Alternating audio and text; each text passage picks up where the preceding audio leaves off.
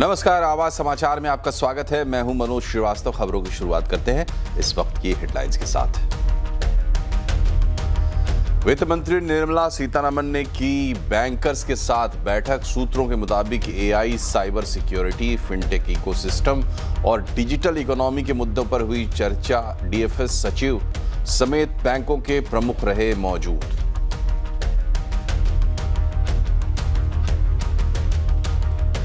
इन्फोसिस ने जारी किए कमजोर नतीजे। चौथी तिमाही में कांस्टेंट करेंसी रेवेन्यू में अनुमान से ज्यादा 1.5% की गिरावट। FY27 का रेवेन्यू गाइडेंस 1.5 से 3.5% बढ़ने का अनुमान, ज्यादातर ब्रोकरेज अनुमानों से कम। सेंसेक्स वीकली एक्सपायरी पर बाजार में दबाव। सेंसेक्स निफ्टी गिरावट के साथ बंद। मिड कैप स्मॉल कैप शेयरों में दबाव। Auto, PSU bank, realty index सबसे ज्यादा गिरे। पश्चिम बंगाल चुनाव में पहले चरण की 152 सीटों पर मतदान पूरा। 5 बजे तक करीब 90% वोटिंग। मुर्शिदाबाद में टीएमसी और हुमायूं कबीर के समर्थक भिड़े। पथराव के साथ गाड़ियों में तोड़फोड़।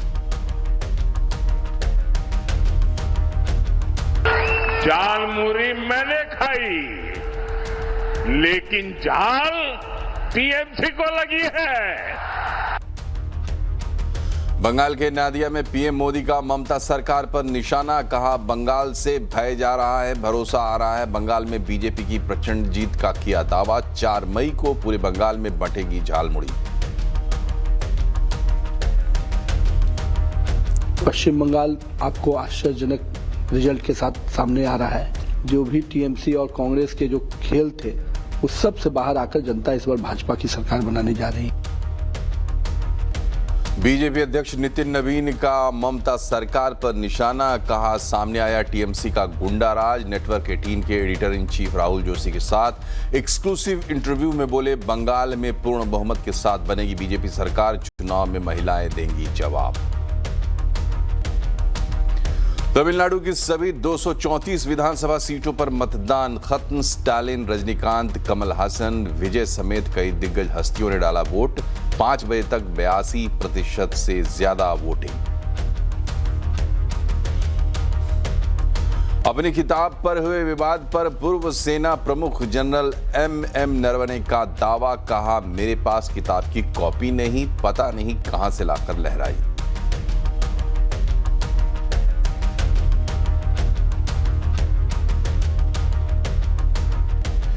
आर्टिफिशियल इंटेलिजेंस और साइबर सिक्योरिटी जैसे मुद्दों पर आज वित्त मंत्री निर्मला सीतारमण ने बैंकर्स के साथ एक बैठक की। सूत्रों के मुताबिक बैठक में एंथ्रोपिक के नए एआई मॉडल की वजह से फिनटेक इकोसिस्टम और डिजिटल इकोनॉमी पर पड़ने वाले असर पर भी चर्चा हुई। क्या हुआ इस बैठक में, पूरी डिटेल बता रहे हैं संवाददाता आलोक प्रियदर्शी।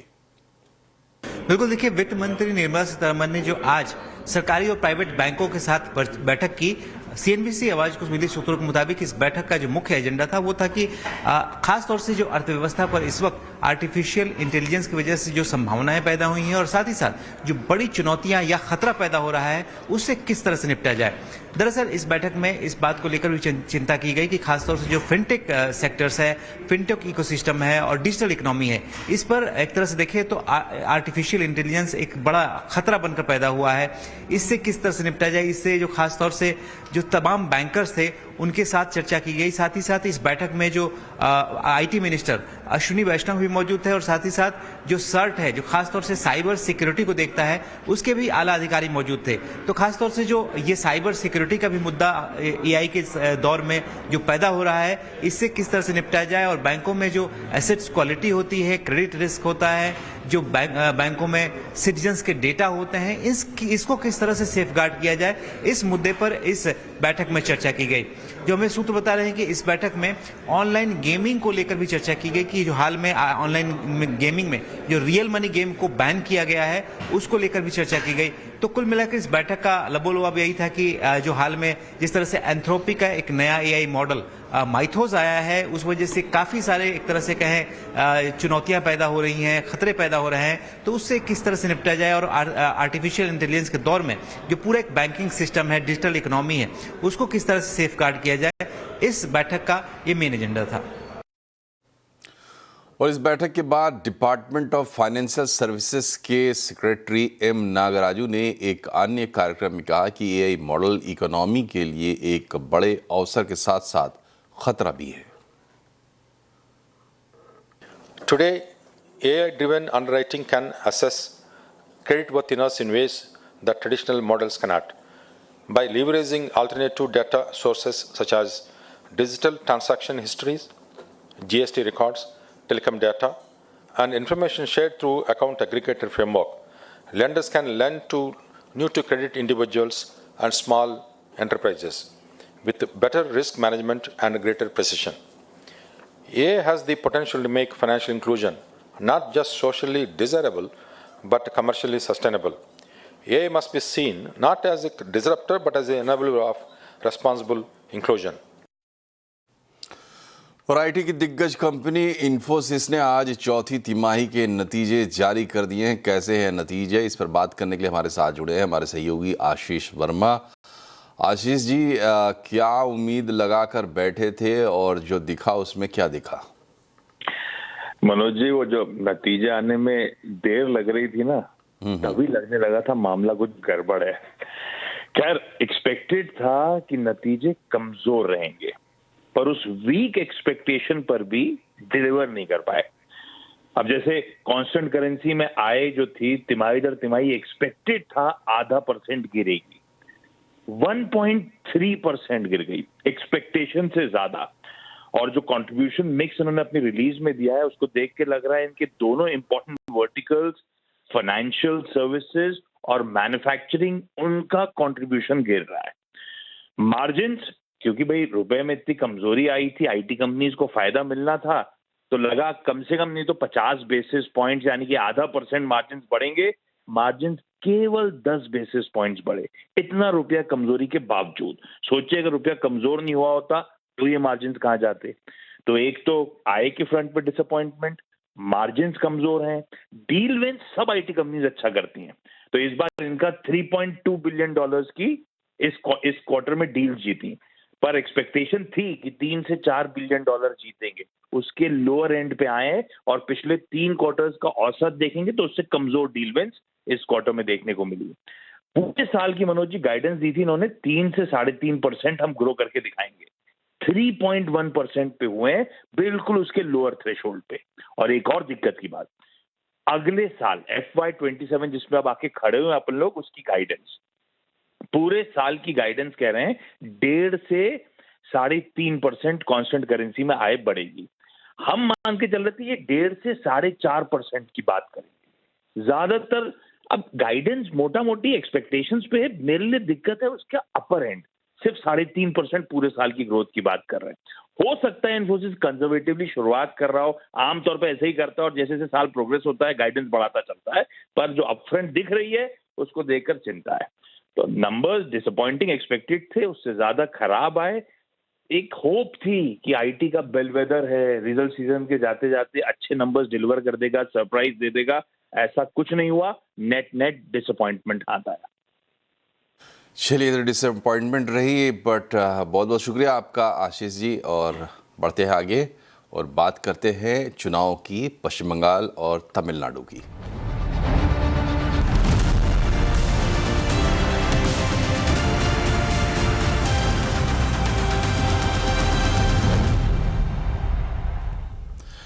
आज पश्चिम बंगाल में पहले चरण की 152 विधानसभा सीटों पर मतदान पूरा हो गया। पहले चरण में कुल 1478 उम्मीदवारों की किस्मत ईवीएम में बंद हो गई है। सुबह से ही मतदान केंद्रों पर वोटरों की लंबी लाइनें देखने को मिल रही थी।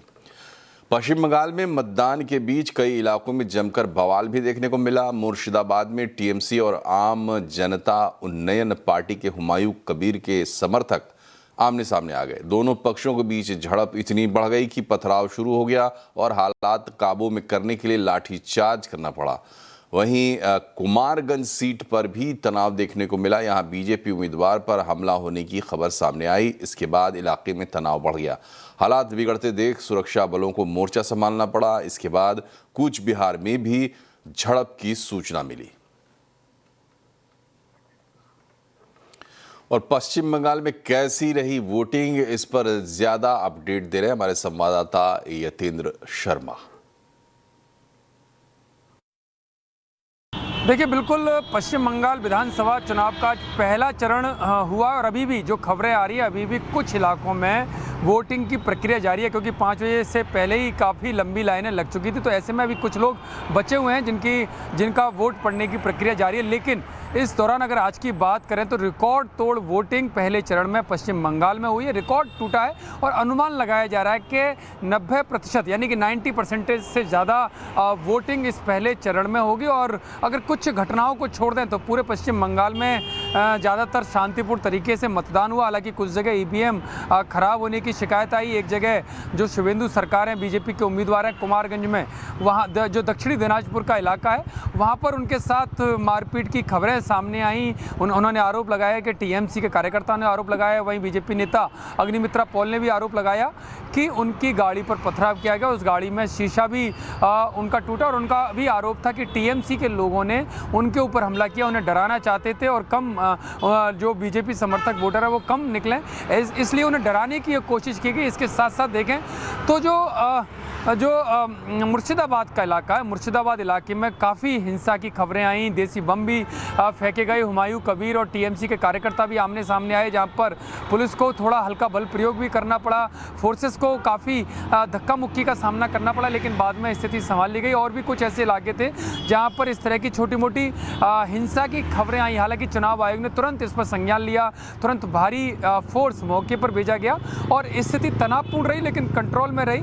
लेकिन पूरे अगर पश्चिम बंगाल की अगर हम तुलना करें तो बाकी पश्चिम बंगाल में स्थिति जो कहते हैं शांतिपूर्ण तरीके से हुआ। और जो माना जा रहा था, क्योंकि 152 सीटों पर आज पहले चरण में चुनाव हुआ है, तो 152 सीटों पर 90% से ज़्यादा वोटिंग की खबरें आ रही है, क्योंकि अभी भी कुछ जगह वोटिंग की प्रक्रिया जारी है।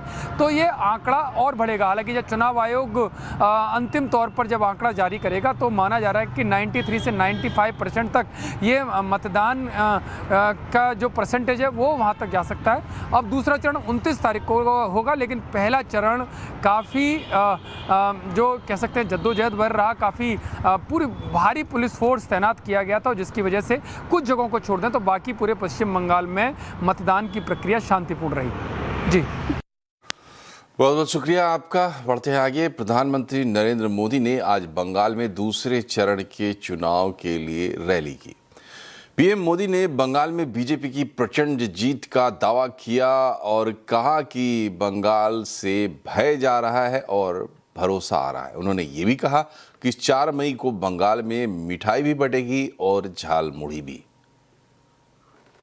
इस धरती पर मैं परिवर्तन की आंधी देख रहा हूं। कृष्णा नगर में आज भय पर भरोसे की विजय का विश्वास दिख रहा है।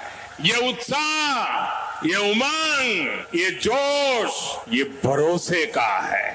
भय जा रहा है, भरोसा आगे बढ़ रहा है। वैसे मैंने सुना है कि झालमुरी ने भी कुछ लोगों को जन्नाटेदार झटका दिया है। झालमुरी मैंने खाई, लेकिन झाल टीएमसी को लगी है। गृह मंत्री अमित शाह ने भी टीएमसी को कड़ी चेतावनी दी है। उन्होंने कहा है कि 29 तारीख को दीदी के गुंडे अपने घरों से बाहर ना निकले। अगर 29 तारीख को आराम बाग के लोगों ने हंगामा किया तो 5 तारीख के बाद उन्हें उल्टा लटकाकर सबक सिखाएंगे। सिंडिकेट से आप परेशान हो या नहीं हो, बालू लेना है सिंडिकेट को कट मनी देना पड़ता है ना। ईंट लेनी है सिंडिकेट को कट मनी देना पड़ता है ना।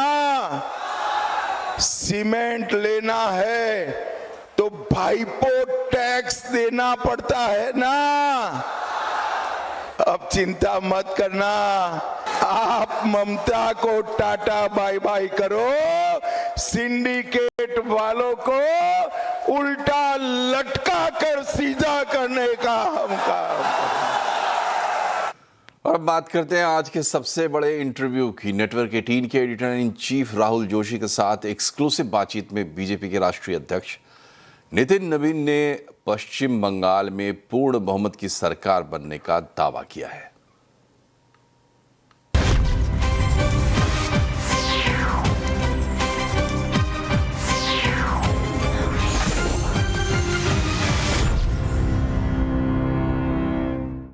पांच राज्यों के चुनाव चल रहे हैं, 4 राज्य और पुडुचेरी। मैंने कहा कि थोड़ा सा हम लोग कलकत्ते में बैठे हैं तो इस पर चर्चा की जाए।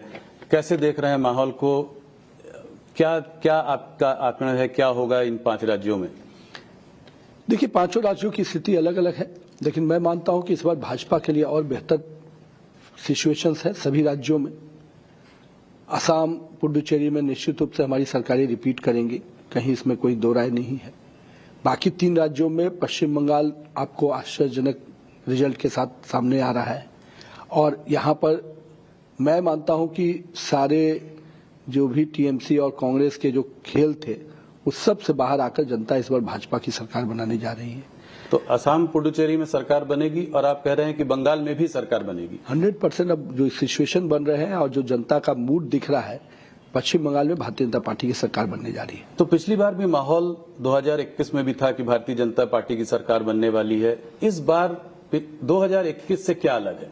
क्या भरोसा दे रहा है आपको कि इस बार आप सरकार बना ले जाएंगे? देखिए, पिछले बार भी जितने गुणात्मक तरीके से हम आगे बढ़े, 3 से 77 सीट पर आए, अगर उसी स्पीड को अगर हम मेंटेन करें तो इस बार तो 100% हम अपनी सरकार बना रहे हैं। हम लोगों ने देखा है कि पिछले चुनाव में महिलाओं का रोल, भूमिका जो है बहुत अहम रही है।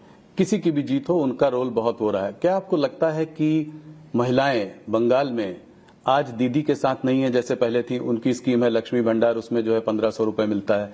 तो क्या ये एक फैक्टर होगा जिससे माइनॉरिटी के अलावा विमेन वोटर्स भी उनका रुझान भी उनकी तरफ हो सकता है? देखिए, एक तो देश भर में महिला वोटर्स भाजपा के साथ आ रही है।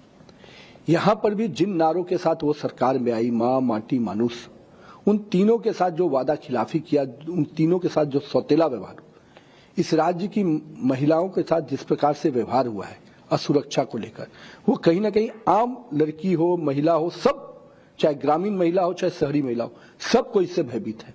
उनके जो गुंडा राज चलते हैं, हर चौक चौराहे पर जो उनकी वसूली चलती है, उससे हर महिला परेशान। वहां तो महिला लोग को ये कहना है, जब हम लोग कैंपेन में जाए, कि एक हाथ से दीदी देती है 1500 रुपया और दूसरे हाथ से वसूली करने वाले पहुंच जाते हैं। तो आज महिलाओं के अंदर जब रोष है कि न हमको सुरक्षा मिल रहा है, न सम्मान मिल रहा है, और स्वाभिमान से जीने का तो कोई मौका नहीं है यहाँ पर, जिस प्रकार से बांग्लादेशी घुसपैठिया हो रहे हैं, आम महिला अपने आप को डरी हुई महसूस कर रही है। तो निश्चित रूप से ममता दीदी के प्रति अब कोई सहानुभूति नहीं है।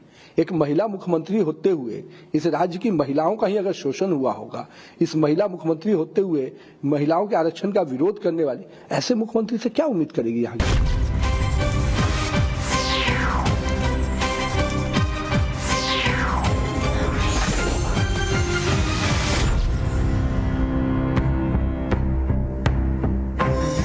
चुनाव चल रहे हैं, 4 राज्य और पुडुचेरी। क्या आपका आकलन है, क्या होगा इन 5 राज्यों में? असम, पुडुचेरी में निश्चित रूप से हमारी सरकारें रिपीट करेंगी।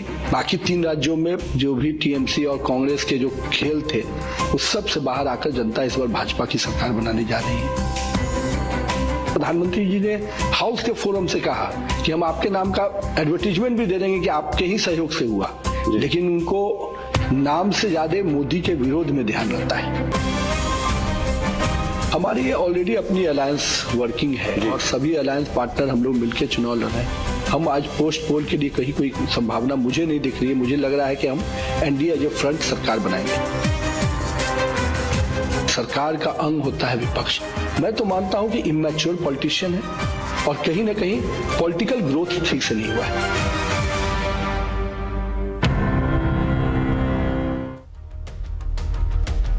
तमिलनाडु में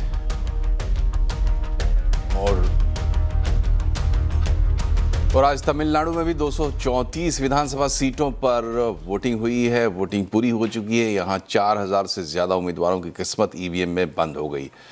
मुख्यमंत्री एमके स्टालिन के अलावा रजनीकांत, कमल हासन, विजय समेत कई दिग्गज हस्तियों ने वोट डाले। पूर्व आर्मी चीफ जनरल नरवणे की किताब को लेकर विपक्ष ने खूब हंगामा किया। राहुल गांधी ने किताब की कॉपी भी हवा में लहराई। गलवान को लेकर राहुल गांधी ने बड़े दावे किए और सरकार को घेरने की कोशिश की, लेकिन न्यूज़ 18 के साथ एक्सक्लूसिव बातचीत में जनरल नरवणे ने कहा कि उनके पास किताब की कॉपी नहीं है। लोगों के पास किताब की कॉपी कहां से आई उन्हें नहीं पता। तो सबसे पहले तो मुझे बहुत आश्चर्य हुआ कि मेरी अनछपी किताब को लेकर इतना हंगामा हो सकता है जो किसी ने ना देखा है ना पढ़ा है। लेकिन उसके अलावा मुझे कोई आपत्ति नहीं हुई, क्योंकि मुझे बहुत भरोसा था कि पब्लिशर के तरफ से ऐसे कोई कार्रवाई नहीं की गई। जब ये किताब छपने ही वाली थी, वो छपी नहीं थी, तभी MOD ने, मिनिस्ट्री ऑफ डिफेंस ने पब्लिशर से ये कहा था कि जब तक हम क्लियरेंस नहीं देते तब तक इसको पब्लिश ना किया जाए। मैंने खुद अपनी किताब नहीं देखी है तो और उन्होंने कैसे देख ली क्या पता। तो फिर जब आपने ये किताब ऐसे लहराते हुए देखा राहुल गांधी को, तो क्या आपकी प्रतिक्रिया थी? क्योंकि पब्लिशर ने साफ किया, तो आपने भी टिप्पणी की। वही मैं कह रहा हूँ कि मुझे बहुत आश्चर्य हुआ कि ये कहाँ से किताब लहराई जा रही है जो मैंने खुद नहीं देखी।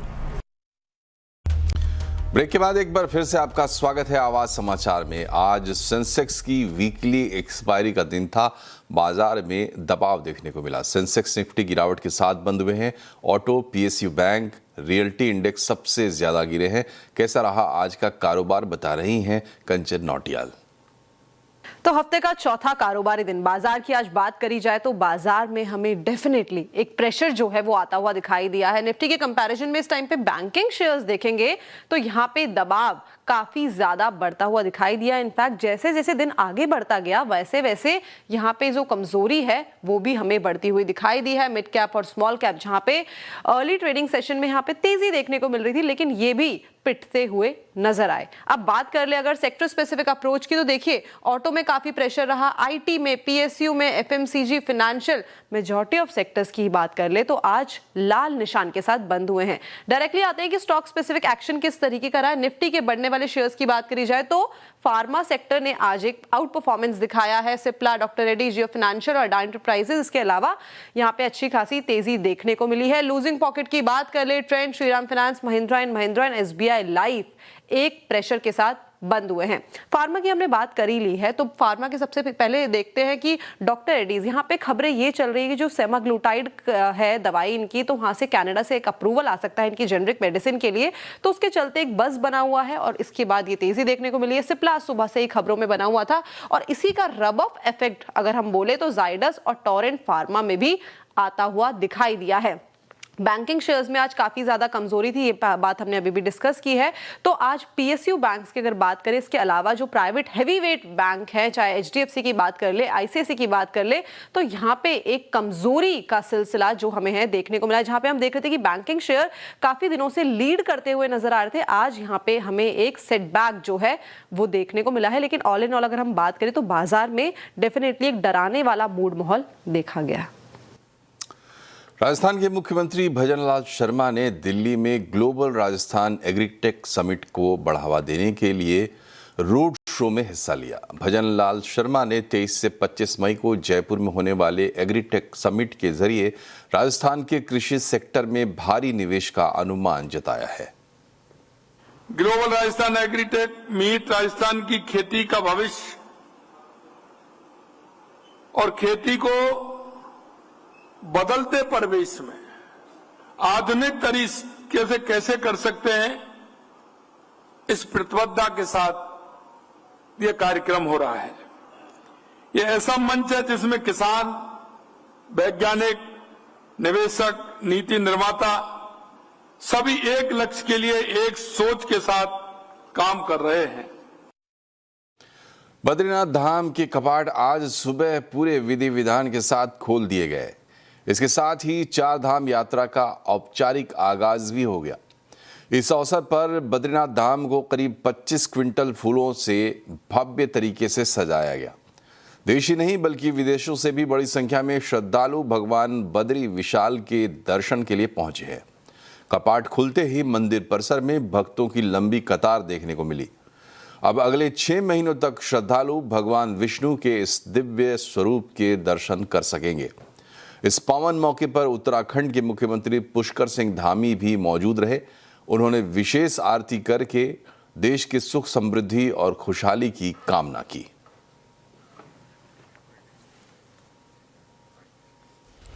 और इसी के साथ आवाज समाचार में फिलहाल इतना ही, लेकिन यहाँ खबरों का सिलसिला लगातार जारी रहेगा। आप भी खबरों पर अपडेट रहिए और जुड़े रहिए CNBC आवाज से सोशल मीडिया के जरिए। नमस्कार।